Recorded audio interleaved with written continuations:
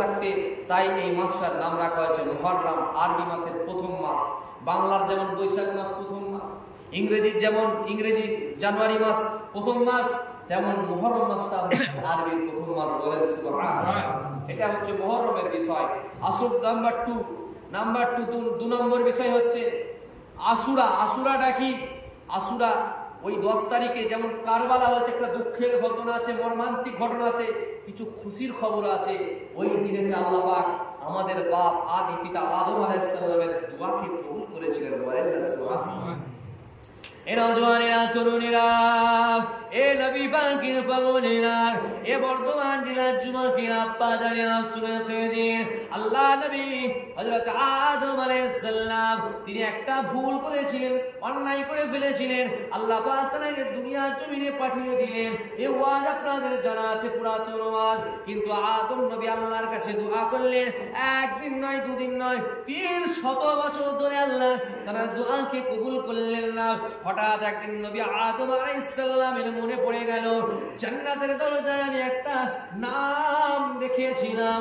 ওই নামটা কোনো সাধারণ মানুষের নাম নয়, কেননা কোনো সাধারণ মানুষের নাম আল্লাহর নামের পাশে থাকতে পারে না। আছে কি তার মাসুকের নাম নিজের নামের পাশে লেখে? কথা ঠিক কিনা? আছে কি তো তার মাসুকের নাম নিজের নামের পাশে লেখে গো? যা তার সাধারণ নাম তো নিজের নামের পাশে লেখে না।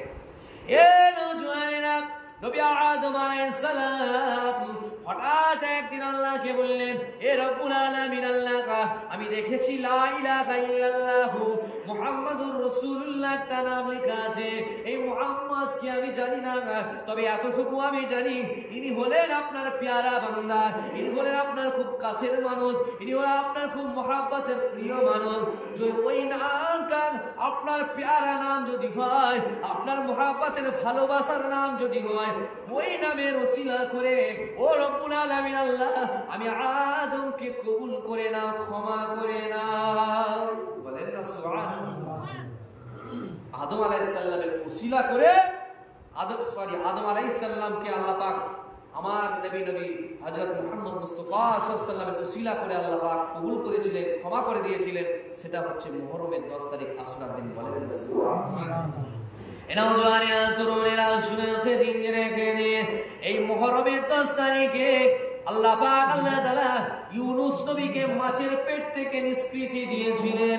এই মুহররমের 10 তারিখে হযরত ইউসুফ আলাইহিস সালামকে জেল থেকে মুক্তি দিয়েছিলেন। এই মুহররমের 10 তারিখে আইয়ুব নবীকে রোগ থেকে আল্লাহ মুক্তি দিয়েছিলেন। এ নওজওয়ানেরা, তরুণেরা, আল্লাহ আর নবী জলিলুল কদর নবী, একজন আল্লাহ পাকের জলিলুল কদর নবী নবী মুসা আলাইহিস সালাম। আপনারা জানা আছে নবী মুসা আলাইহিস সালামকে আল্লাহ পাক এমন একটা মুজিজা দিয়েছিলেন, একটা লাঠি। ওই লাঠিটা দিয়ে যা বলতো তাই হয়ে যেত। ওই লাঠিটাকে দিয়ে যখন বলতো যে আমি কাফিরদের সঙ্গে লড়াই করব, অজগর সাপ হয়ে যেত।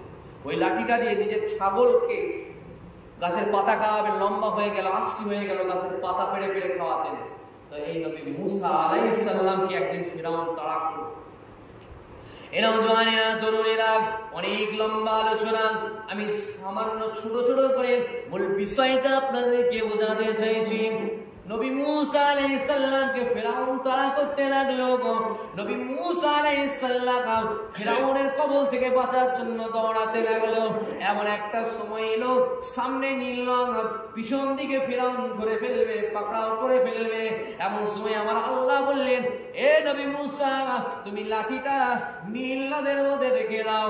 নীল নদের মধ্যে, দরিয়ার মধ্যে রাখার সাথে সাথে দরিয়ার মাঝখান থেকে একটা সুন্দর রাস্তা হয়ে গেল। নবী মুসা আলাইহিস সালাম ওই রাস্তা দিয়ে পার হয়ে গেল।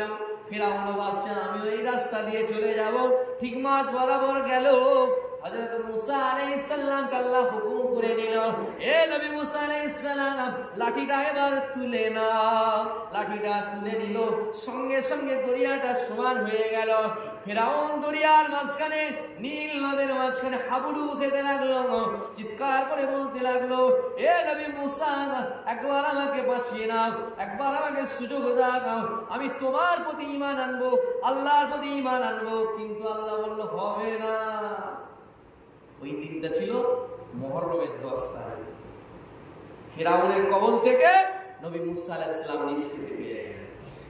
ভাই আমার দোস্ত, আবার এইরকম অনেক ঘটনা মুহররমের 10 তারিখে অন্যান্য নবীরা তারা মুক্তি পেয়েছিলেন বিভিন্ন বালা মুসিবত থেকে, বিভিন্ন রকম কাফেরদের কাছ থেকে।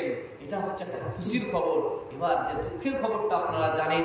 ভাই আমার দোস্ত আমার, বেশ করুণ কাহিনী। কারবালার মরুর প্রান্তরে ইমাম হাসান ইমাম হুসাইন রাদিয়াল্লাহু তাআলা আনহুমা শহীদের দিন। ভাই আমার দোস্ত আমার, বড় ভাই হাসানকে মুনাফিকরা গোশতের সঙ্গে বিষ মিশিয়ে মেরে দিলেন, শহীদ করলেন।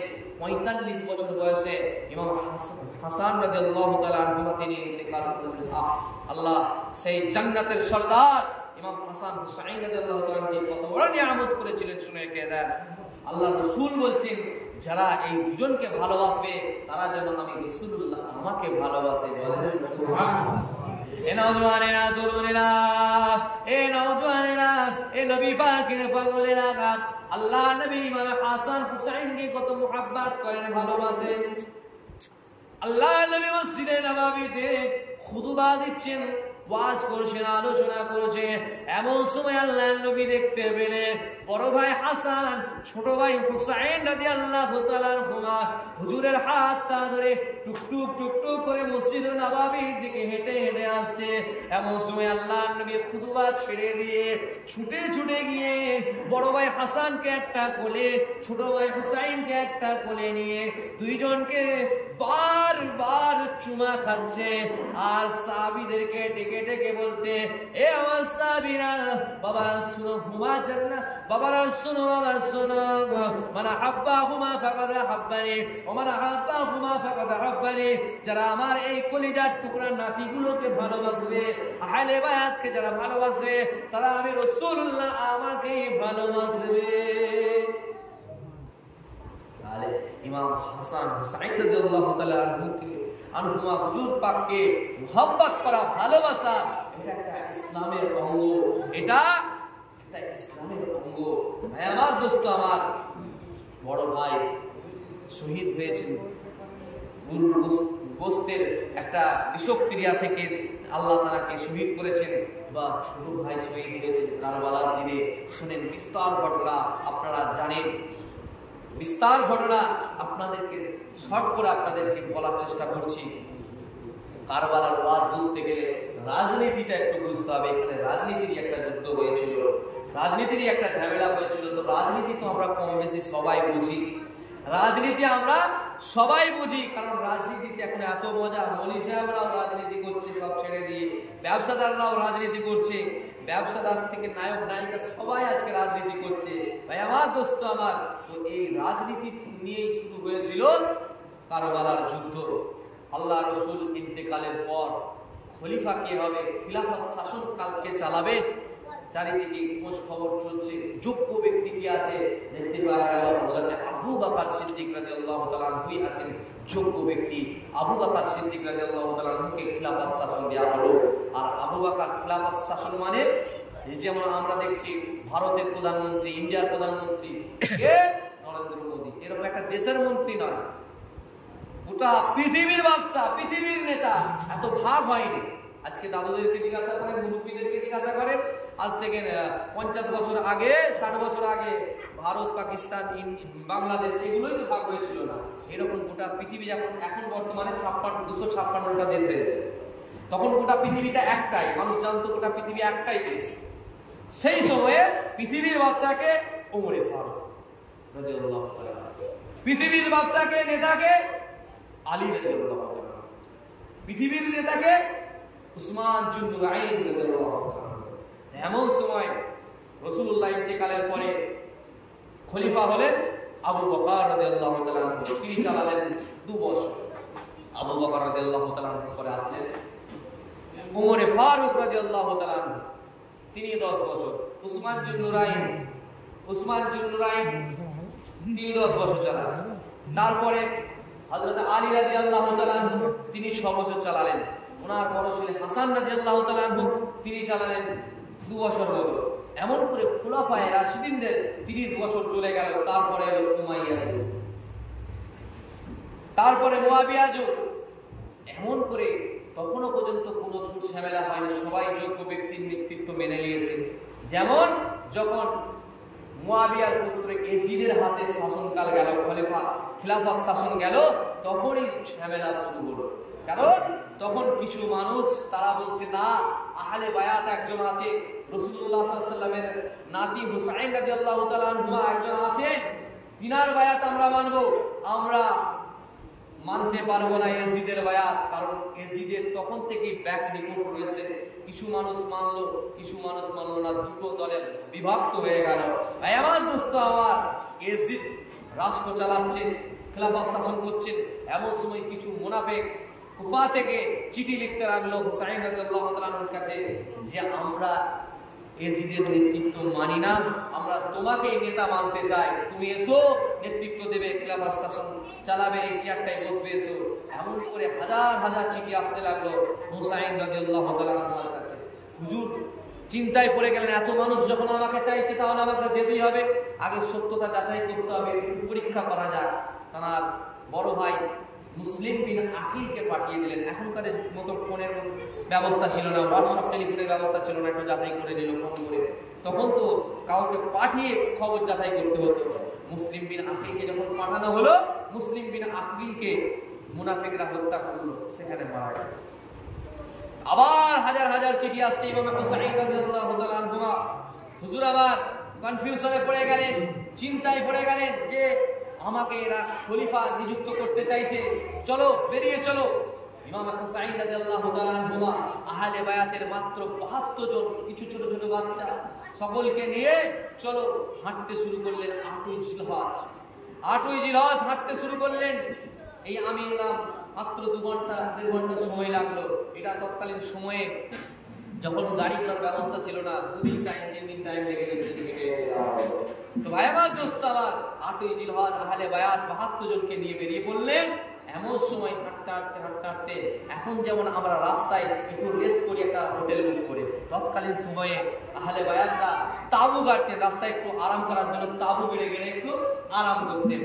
আস্তে আস্তে হাঁটতে যখন ফুরাত নদীর তীরে আসলো, ফুরাত নদীর তীরে যখন ইমাম হুসাইন রাদিয়াল্লাহু তাআলা এসে তিনি একটু চিনতে পেরে গেছেন, এলাকাটা একটু পরিচিত লাগছে, কেননা নানাজান রাসূলুল্লাহ সাল্লাল্লাহু আলাইহি ওয়াসাল্লাম তিনি বারবার বলেছেন, বাবা হাসান, ইমাম বাবা হুসাইন রাদিয়াল্লাহু তাআলা তোমাকে কাফেররা মুনাফিকরা শহীদ করবে কারবালার ময়দানে।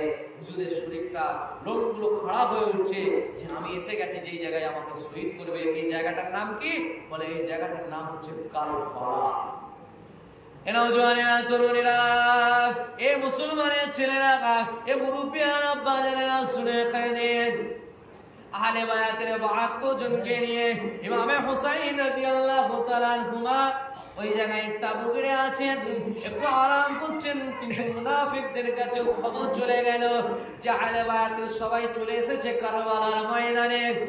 5000 সৈন্য নিয়ে এজিদের বাহিনীরা তারা চলে এলো আহলে বায়াতের রাসূলুল্লাহর রাহমাত ইমাম হুসাইন রাদিয়াল্লাহু তাআলা আনহুকে ঘিরে ফেললো চারিদিক দিয়ে।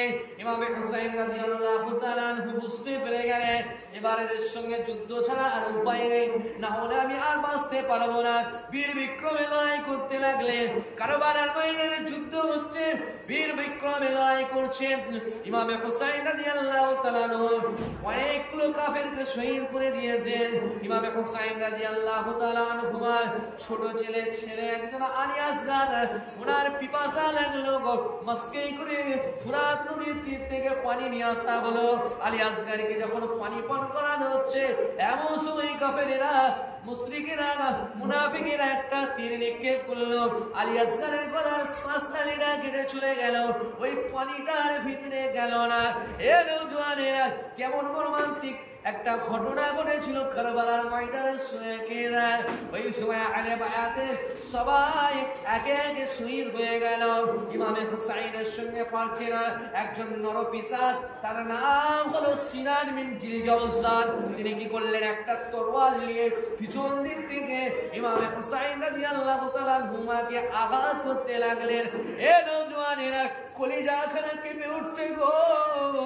ইমাম হুসাইন রাদিয়াল্লাহু তাআলা আনহু আনহুমা জমিনার মধ্যে লুটিয়ে পড়লেন। নরপিচাস সিনান বিল জাওসান তখনও ছাড়লেন না। হুজুরের কল্লাখানা কেটে নিয়ে তরোয়াল নিয়ে ঘুরাতে ঘুরাতে এজিদের দরবারে চলে গেলেন। এজিদের দরবারে একজন ছিলেন, একজন বিদ্যা লোক ছিলেন। লোকটা বুঝতে পারতেন না এজিদের খলিফা খিলাফত মেনে নিয়েছিলেন। এ নওজওয়ানেরা, ওই লোকটা কি ছিল জানেন? রাসূলুল্লাহর খুব কাছের মানুষ ছিলেন। ওনার নাম হলো হযরত আনাস রাদিয়াল্লাহু তাআলা আনহু। তিনি রাসূলুল্লাহর নাতি ইমাম হুসাইন রাদিয়াল্লাহু তাআলা আনহুমার ধর মুবারক কল্লা মুবারক না দেখে তিনি অজ্ঞান হয়ে গেলেন। তিনি ইয়াজিদকে লক্ষ্য করে বললেন, এই ইয়াজিদ তুমি কি করেছো বাবা? তুমি কত বড় অন্যায় করেছো। আমি এই মুখেতে রাসূলুল্লাহকে কতবার চুমা খেতে দেখেছি। আমি তোমার নেতৃত্ব আজ থেকে আর মানলাম না। আরে সেদিন আনাস রাদিয়াল্লাহু তাআলা আনহু ইয়াজিদের নেতৃত্ব ছেড়ে দিয়ে ওই জায়গায় বেরিয়ে চলে এসেছিল। ইয়াজিদ এত বড় জঘন্য লোক ছিল। ভাই আমার দোস্ত আমার, ইয়াজিদ কাফের কাফের কাফের, কোনো সন্দেহ নেই। কিন্তু আজকে দুঃখের বিষয়, কিছু নামধারী মুসলমান ইয়াজিদের নামের পাশে আবার রাদিয়াল্লাহু তাআলা আনহু লিখছে, বলছে আস্তাগফিরুল্লাহ নাউযুবিল্লাহ মিন যালিক। ইয়াজিদ কাফের, তার সবথেকে বড় প্রমাণ হচ্ছে ইয়াজিদ ইমাম হুসাইন রাদিয়াল্লাহু তাআলা আনহুকে হত্যা করার অনুমোদন যদিও না দেয়, তাহলে ইমাম হুসাইন রাদিয়াল্লাহু তাআলা আনহুকে যে হত্যা করেছিল সিনান বিল জাওসান, একে শাস্তি দিয়েছিল, এই কোনো প্রমাণ নেই। আজকে ধরুন আপনি খুন হচ্ছেন, আমি খুন হচ্ছি, কিন্তু এই পশ্চিম বাংলার যিনি অভিভাবক আছেন, যিনি মুখ্যমন্ত্রী আছেন, তিনি যদি আমার খুনের অপরাধীকে শাস্তি যদি না দেয়, তাহলে কি বুঝতে হবে? তাহলে মুখ্যমন্ত্রীর তার সাথে মদত আছে, হ্যাঁ কি না?